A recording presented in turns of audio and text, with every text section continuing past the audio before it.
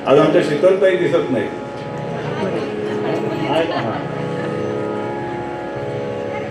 ते स्टेटस सगळ्यांचे बघत होतो तेव्हा इकडे दिसत होते, तेव्हा आता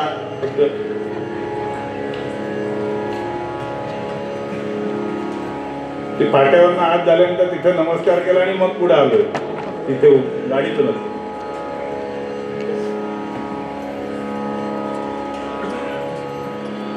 धर्म रक्षावया अवतार घेसी आपुल्या पाळीसी. तो पालन करतो, पालन करता आहे. विष्णू हा पालन करता, शिव हा संहार करता आणि ब्रह्मदेव निर्माता.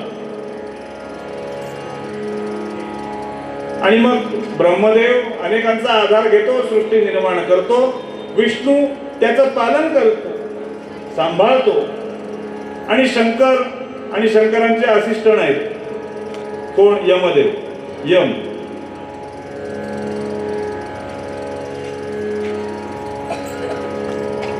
जो बऱ्याच शाळांत वर्गात येतो, LMN, पण तो एम कोण म्हणतच नाही. यम आला म्हणतो, यम आला आता वर्गात इंग्रजीच्या तासात.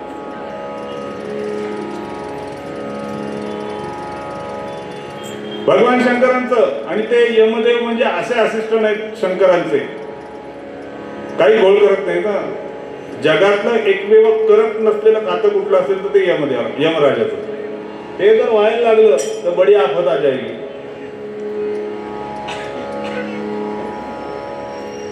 आपुल्या पाळीसी दीनजना. अंबर ऋषीसाठी जन्मसोशी आहे. कोणासाठी सोचलं? महाभारत भागवतामधली कथा येते की हा नवग्यांच्या कुळातलाच असलेला हा अंबर ऋषी राजा हा साधन द्वादशीचं व्रत करत होता. साधन द्वादशी म्हणजे कसं करायचं व्रत? एकादशीला दशमीला एक भुक्त राहायचं, एकादशीला पूर्ण निर्जळी आणि द्वादशीला एक भुक्त. त्या दिवशी ते पारणं करायचं. असं ते व्रत करणारा तो अंबरीश राजा. आणि असंच एकदा पारण्याचा दिवस आहे आणि दुर्वासांची स्वारी आली. दुर्वास म्हणजे नावातच सगळं दूरवास. असे दुर्वास मुनी, राजा काय पारण आहे का आज? आम्ही पण आलोय. वा म्हणे, छान झालं. नाही पण बरोबर शिष्य म्हणाले आमच्या सगळ्यांच्या भोजनाची व्यवस्था होईल म्हणे. पण आता एवढ्या फिरून आलात तर जवळच आहे गंगा, स्नान वगैरे करून या. आणि म्हणून ते स्नानाला गेले. बरं, नदीवर स्नानाला गेल्यानंतर माणूस काही चक्कर नदीतनं बाहेर येतोय. बराच वेळ झाला, यायलाच तयार नाही. आणि आता मुहूर्त निघून जायला लागला तेव्हा राजा म्हणतो काय करावं काही सुचत नाही. समजा मी पारणं केलं आणि तेवढ्यात जर हे आले तर शापून भस्म करतील. प्रधानीने सांगितलं काही काळजी करू नका, तुमचा एक हात पाण्यानं धुवा आणि तोच ओला हात आपल्या तुमच्या खालच्या ओठाला लावा, म्हणजे पारणं केल्यासारखं होईल आणि भोजन केलं असंही होणार नाही. हा म्हणाले हे ठीक आहे. म्हणून त्याने हात धुतले आणि ओठाला हात लावला. तेवढ्यात नमः पार्वती पते हर हर हर हर महादेव म्हणून दुर्वासाची स्वारी आली. त्याने बघितलं हा तोंडावर हात फिरवतोय म्हणजे हा जेवला. म्हणून त्यांनी काय केलं? शाप दिला की म्हणे जा म्हणे पृथ्वीतला तुला राक्षस योनीत जन्म घ्यावा लागेल. बरं, एवढं करून थांबले नाही. आपली एक जटा काढली, ती खाली आपटली. त्या जटेतून एक कृत्या निर्माण झाली. ती कृत्या यांच्या पाठीमागे, या अंबरीशीच्या मागे लागली त्याला मारण्याकरता. पण त्या कृत्याला येताना बघून राजाला काही तिच्याशी वैर नव्हतंच. राजाने हात जोडले आणि खाली वाकला. राजा तसा खाली वाकला तसं राजाच्या मागून सुदर्शन चक्र जे आलं ते सुदर्शन चक्र कृत्येच्या मागे लागलं. त्या कृत्येला तिने संपवून टाकलं सुदर्शन चक्रानं. बरं, तेवढं करून थांबलं नाही, ते दुर्वासांच्या मागे लागलं. दुर्वासांच्या मागे लागल्यानंतर दुर्वास पळत पळत पळत गेले ब्रह्मदेवाकडे. ब्रह्मदेवाने म्हटलं ब्रह्मदेव वाचवा वाचवा वाचवा म्हणे. अहो सुदर्शन चक्र माझ्या मागे लागलंय. ब्रह्मदेव म्हणाले मी 75चा पुढचा सक्रिय राजकारणातून निवृत्त, मी काहीच करू शकत नाही. मग म्हणे कोण करेल? शंकरांकडे जा. शंकरांकडे गेले. शंकरांना म्हटलं शंकरा शंकरा शंकरा डोळे उघडा डोळे उघडा डोळे उघडा. सुदर्शन चक्र मागे लागले. म्हणजे तुला नाटकं करायला सांगितली होती, कुठे गेलाच कशाला, त्याच्या नादाला लागलाच कशाला? आता हे नाही मी सांगू शकत. हे तर विष्णूला त्याचं काम त्यांनी करावं, मी नाही पण त्याच्या बंधात पडणार. आणि तुला नको ते धंदे करायला सांगितलं होते कोणी? जायचं दबगुमान पाळणं करून यायचं. हे शापिक कसं देत बसतो. बघ तुझं तू बघून घे म्हणाले. म्हणून ते गेले विष्णूंकडे. विष्णूंकडे गेले. ते विष्णू शेषशाही पहुडलेले होते. पुण्यातले असल्यामुळे शंकर विष्णू पुण्यातले असल्यामुळे दुपारी 1 ते 4 त्यांची विश्रांती चालू होती.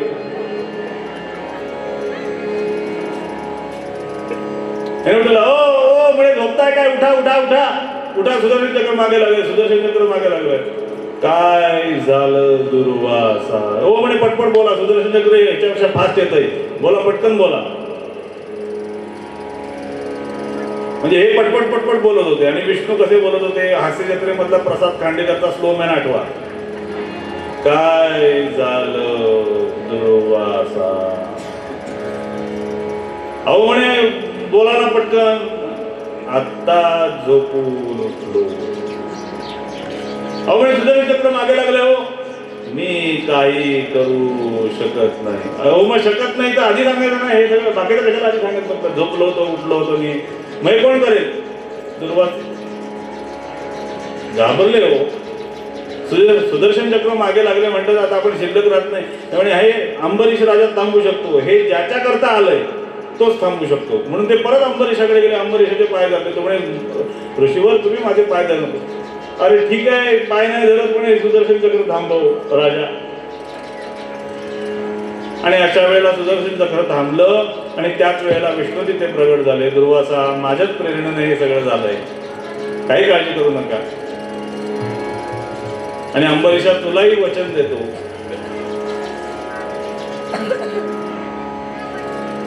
तू राक्षस म्हणून जन्माला येशील ना त्यावेळेला तुला मुक्ती देण्याकरता मी प्रत्येक वेळा अवतार घेऊन येईल. म्हणून मग ते 3 वेळा अवतार घ्यायला लागले. एक हिरण्यकशिपू आणि हिरण्याक्ष, दुसरा रावण आणि कुंभकर्ण, आणि तिसरा शिशुपाल आणि वक्त्रदंत. वक्रदंत नाही वक्त्रदंत. आणि याच्याकरता मग अवतार घ्यायला लागले. त्याच्या हिरण्याक्ष करता वराह अवतार घेतला. आणि भगवंताचे बाकी कुठले अवतार आमच्या लक्षात राहिले नाही तरी चालतील, फक्त 2 अवतार लक्षात ठेवा. एक वराह अवतार आणि दुसरा नरसिंह अवतार. वराह अवतार ठेवलात ना, वराह अवतार जर लक्षात ठेवलात ना तर चाललेले फालतू आणि हिडीस चाललेले हे जे जिहादी धंदे ते पटकन बंद होतील. म्हणून वराह अवतार लक्षात ठेवा. आणि नरसिंह अवतार कशाला? आम्हाला शास्त्राची पण गरज नाही, शब्दांची तर शस्त्रे करू आम्ही.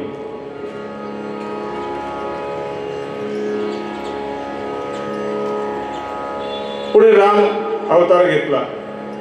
आणि मग शिशुपाल आणि वक्त्रदंत यांना मारण्याकरता कृष्ण अवतार घेतला. अंबरीषीसाठी जन्म सोशी येणे. बरं लक्षात घ्या, त्यांनी तेवढे जन्म नाही सोसलेले. तुम्हा आम्हा सगळ्यांच्या रूपानं तोच जन्माला येतो. आपली कुठं क्षमता आहे जन्माला येण्याची? आपल्या अंगात शक्ती रूपानं तो आहे, ती भगवती आहे म्हणून आम्हाला मजा आहे सगळी. नाही तर म्हणतात उचला. तिथं पाणी येत नाही, यावं म्हणून लोक झेंडून नेतात बरोबर. पण तो आहे तोपर्यंत सगळं आमचं मस्त चाललेलं असतं की नाही? एकदा का तो निघून गेला की आमचं सगळं कार्य संपलं.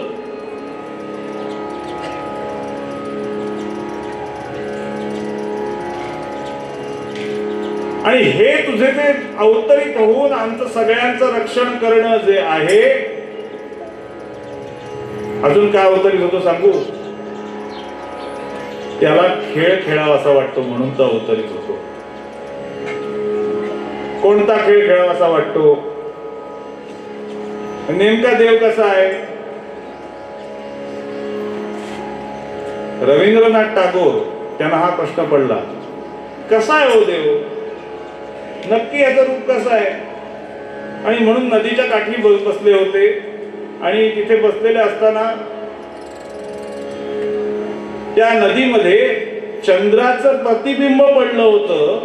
ते प्रतिबिंब बघितलं आणि आनंदाच्या भरात टाळ्या वाजवल्या. हा म्हणे देव सापडला, देव कळला. निवृत्तीनाथ म्हणतात त्याप्रमाणे,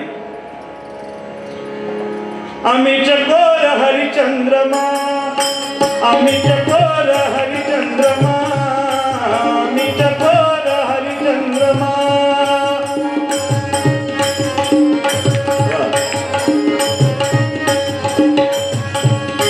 आम्ही चकोर हरिचंद्रमा, आम्ही चकोर हरिचंद्रमा, आम्ही कला तो पौर्णिमा, आम्ही कला तो पौर्णिमा, आम्ही चकोर हरिचंद्रमा, आम्ही चकोर हरिचंद्रमा, हरिचंद्रमा, हरिचंद्रमा. आम्ही चकोर हरिचंद्रमा, आम्ही कला तो पौर्णिमा. जैसा बाहीजू भीतरी हरी, बिंबी बिंबला एक सूत्री. ते मूळ जे बिंब होतं त्याची तुम्ही आम्ही सगळी प्रतिबिंब आहोत. तो कसा देव आहे? त्याला खेळ खेळण्याशी करावासा वाटतो, तर त्याला खेळ खेळावासा वाटतो म्हणून तो अनेक रूप घेतो. आणि अनेक रूप घेतल्यानंतर ते रूप जर आरशात बघितलं तर भगवंताला तेच आरसे आवडतात जे त्याचं रूप त्याला सुंदर अशा रीतीने दर्शवतात. समजा आरशात आम्ही बघायला लागलो आपलं रूप, मी माझं उदाहरण देतो, तुमचं कशाला द्या. पेटा वगैरे बांधला, मी आपला आरशात बघायला लागलो. आरशात बघायला लागल्यानंतर तो असा सगळा असणारा चेहरा असा दाखवायला लागला. काही आरसे असतात ना असे दिसतात, काही असे दिसतात. असा दाखवायला लागला तर तो आरसा आवडेल का मला? मला तोच आरसा आवडतो जो माझं रूप मला अतिशय सुंदर रीतीने दर्शवतो, सुंदर आहे हे दाखवतो. भगवंतालाही असाच आरसा आवडतो जो भगवंताचं स्वरूप, भगवंताचं रूप त्याला सुंदर रीतीने दर्शवतो. ते रूप भगवंताला आवडतं म्हणून भगवंताला समर्थ आवडतात, ज्ञानोबा आवडतात, तुकोबा आवडतात. का? कारण हे सगळ्यात चांगले आरसे आहेत त्याचे. मग हे पुन्हा पुन्हा त्याच कथा दरवर्षी का ऐकायच्या? तर हे पक्क होड्या करतात. पुन्हा पुन्हा सांगावं लागतं ना. एकदा सांगून भागलं असतं तर एक दोनच अभंग लिहिले असतो. एवढे अभंग कशा करता लिहिले? तर काही बदलच दिसेना माणसामध्ये, कुठल्याही प्रकारचा बदल दिसेना. म्हणून पुन्हा पुन्हा वेगवेगळ्या अभंगाच्या स्वरूपात तेच सांगण्याचा प्रयत्न केला, तेच सांगण्याचा प्रयत्न केला. बरं, एकच गोष्ट अनेक संतांनी सांगितली तरी सुद्धा माणसाला कळत नाही. अनेक पद्धतीने सांगितली तरी माणसाला कळते का? काही जणांना कळते, काही जणांना कळत नाही. काही जणांना कळते हे कळत नाही, काही जणांना कळत नाही हेही कळत नाही. कळलं का?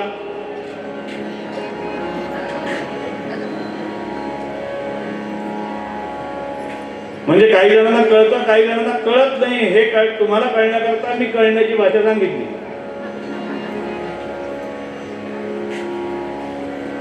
अनेक गोष्टी आहेत ना. तसा काही जणांना देव कळतो पण काही जणांना कळत नाही.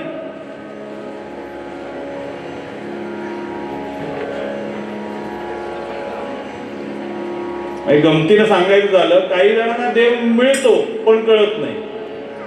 काही जणांना मिळतो कळत नाही, काही जणांना कळतो पण मिळत नाही. काही जणांना कळतही नाही आणि मिळतही नाही. मग तुम्ही आम्ही सगळे दरवर्षी उत्सव याच्याकरता करतोय की तो आम्हाला कळावा पण आणि आम्हाला तो मिळावा पण. आपलं कशातलं व्हायचं ते आपण ठरवायचं. आपण कोणाच्यातले व्हायचं त्याच्याकरता संतांनी जे ठेवलंय समोर ते पुन्हा पुन्हा पुन्हा पुन्हा पुन्हा पुन्हा आपल्याला बघावं लागेल. पण पुन्हा पुन्हा आम्ही बघत नाही. नको ते मात्र नको तिथे आमचं लक्ष पुन्हा पुन्हा पुन्हा पुन्हा होतं. आता इथे कुणी असतील तर त्यांनी पर्सनली घेऊ नका, पण झालं काय, एक ठिकाणी भाषण करायचं होतं म्हणून तो जो त्या राज्याचा मुख्यमंत्री होता तो म्हणाला मला लिहून दे, भाषण लिहून दे. त्यांनी ते भाषण लिहून घेतलं आणि 10 मिनिटं बोलायचंय. 11व्या मिनिटं जर बोलायला त्याच्यात काही लिहून ठेवलं असतं खबरदार माझ्याशी गाठ आहे. त्या पीएनं भाषण लिहून ठेवलं, हा गेला आणि कार्यक्रमात जाऊन 40 मिनिटं झाली तरी भाषण संपे ना हो याचं. मुख्यमंत्र्यांचं गोष्टीतलं सांगतोय, इथलं नाही. आपल्या महाराष्ट्रातलं नाही सांगत, आपल्या भारतातलं नाही सांगत. अमेरिकेच्या मुख्यमंत्र्यांचं सांगतो. म्हणजे ते मुख्यमंत्री असतात का? मी म्हणतोय ना असतात. असतात. तुम्हाला माहिती आहे का नसतात? मग असतात. 40 मिनिटं झाली भाषण संपे ना त्याचं. सगळे लोक बोंबलायला लागले. सगळे आपले हरिअप हरिअप हरिअप हरिअप म्हणतात त्याला. आवरा आवरा आवरा आवरा म्हणे. त्या लोकांना सुद्धा कळलं हरी, आम्हाला कळत नाही. हरी केल्याशिवाय हरी काही मिळत नाही. तू करावीच लागते त्याच्याकरता. करावी तातडी परमार्थाची.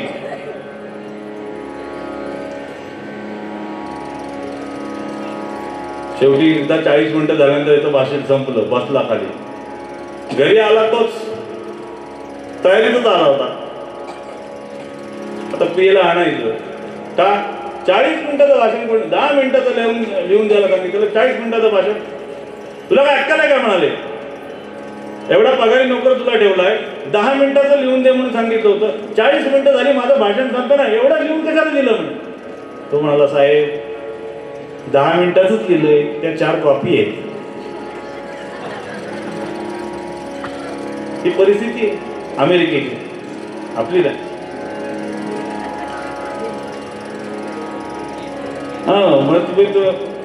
म्हणून का आपला देश का अवलंबून राहत नाही अमेरिकेवर याच्याकरता? एवढे अनपढ लोक आहेत तिथं. आणि ते अवलंबून आहे. आपल्या देशातले इंजिनियर तिकडे जाऊन नोकऱ्या करतात. त्यांच्यामुळे चाललाय त्यांचा देश.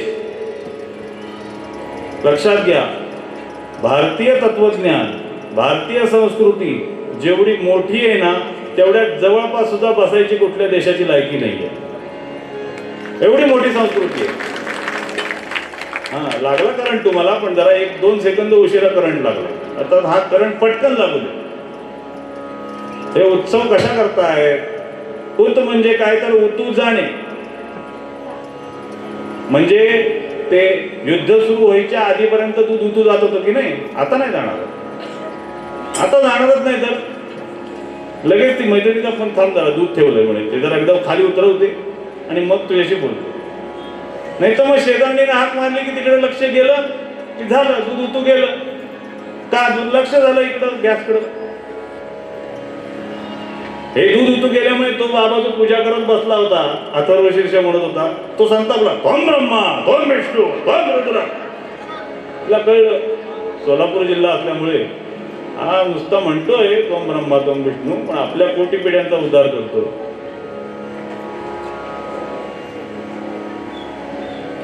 दुधाकडे दुर्लक्ष झालं, दूध उतू गेलं. का दूध उतू गेलं?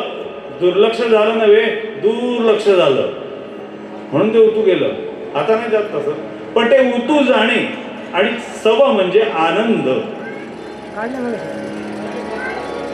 हा आतमध्ये असते. मुळात आपण आनंद स्वरूप आहोत.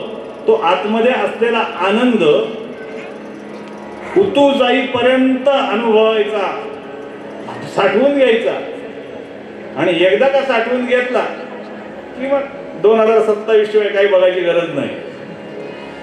पण 2027 ची तयारी 2026 पासूनच करायची, हे महत्वाचं आहे. कारण भक्ती कशी आहे, भक्ती जी आहे ना भगवंताची सेवा, भगवंताची भक्ती ही एक्सप्रेस ट्रेन सारखी नाहीये, ती लोकल सारखी आहे, प्रत्येक स्टेशनला थांबणार.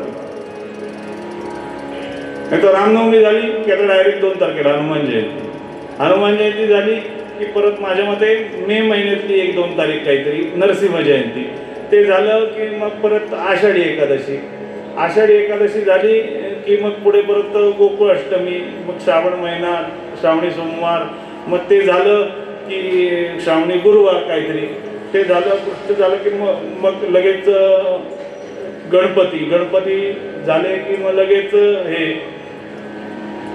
पितरांचं झालं की लगेच मग पुढचं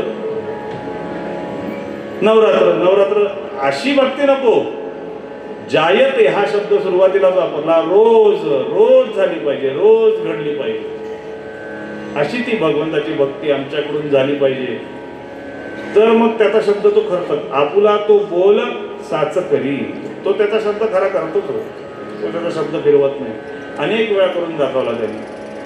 आणि तुकाराम महाराज म्हणाले, हे मी माझ्या मनाचं नाही सांगत लोक हो, हे मी माझ्या मनाचं नाही सांगत. तुका म्हणे तुझं वर्णिती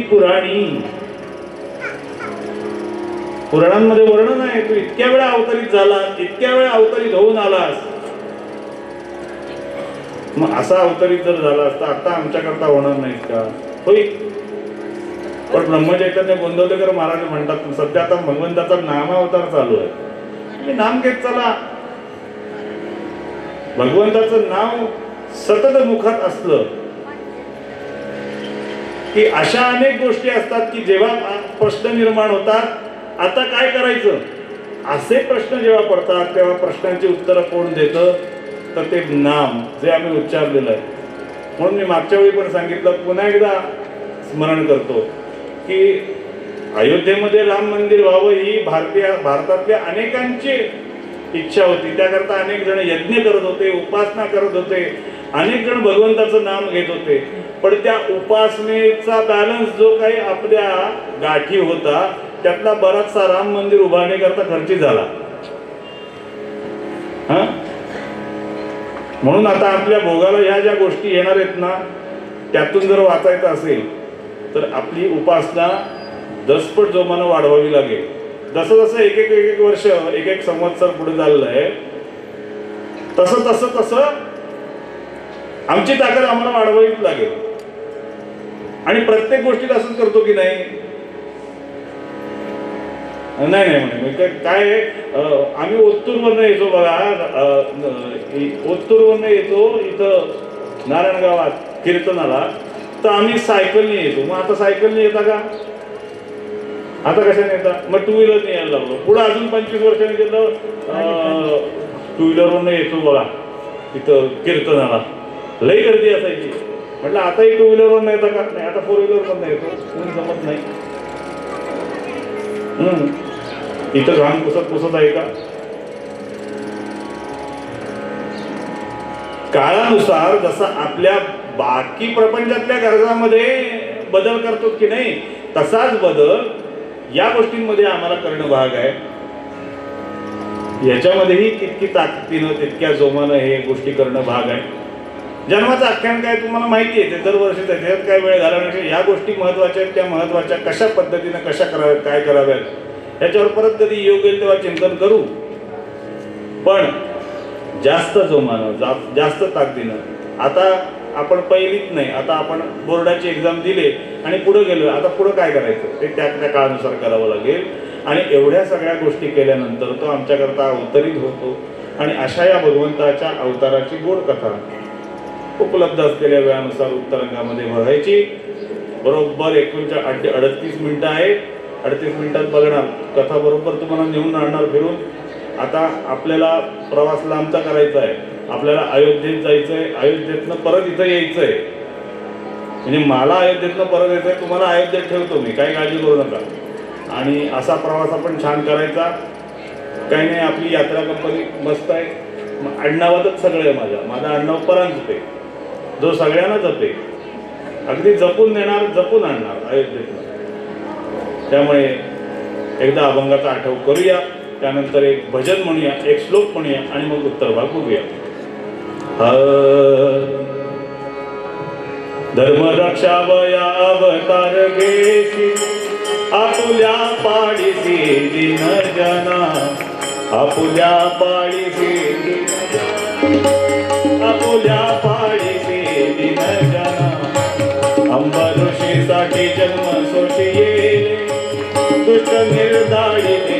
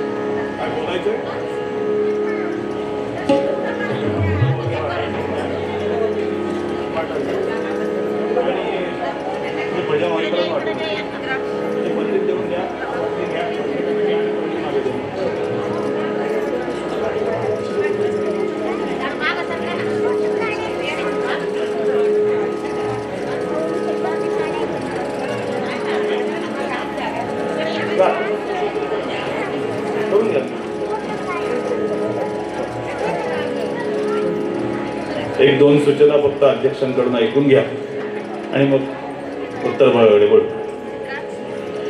जय श्रीराम. आज राम जन्मोत्सवानिमित्त इथे पुन्हा ब्लड बँकच्या वतीने रक्तदान शिबिर आयोजित केलेले आहे. कृपया आजच्या पावन दिनी रक्तदानासारखं पुण्यकर्म आपण सगळ्यांनी ज्यांना ॲथोराईज आहे म्हणजे ज्यांचं वय आहे त्या तरुणांनी करावं, ही एक नम्र विनंती आहे. आज संध्याकाळी प्रभू रामरायांची भव्य मिरवणूक आहे, त्यामध्ये प्रामुख्याने महिला वर्गाने सामील व्हावं. पुरुष असतातच. संध्याकाळी 5:30 वाजता इथून प्रभू रामांची पालखी निघेल. ती इथून बाळकराम महाराजांच्या मंदिरात जाती. भक्ताच्या भेटीला प्रभू जातात अशी ती संकल्पना आहे. आणि तिथून बरोबर 6 वाजता भव्य मिरवणूक सुरू होईल, जी जुन्नर रोड मार्गे एस टी स्टँडवर जाऊन पूर्व वेशीतनं पुन्हा राम मंदिरापाशी येईल. साधारण रात्री 9-9:30 पर्यंत ती मिरवणूक संपेल. या पद्धतीने ते करायचं आहे आपल्याला. तर त्या मिरवणुकीमध्ये सुद्धा आपण सगळ्यांनी सामील व्हावं ही विनंती. उद्या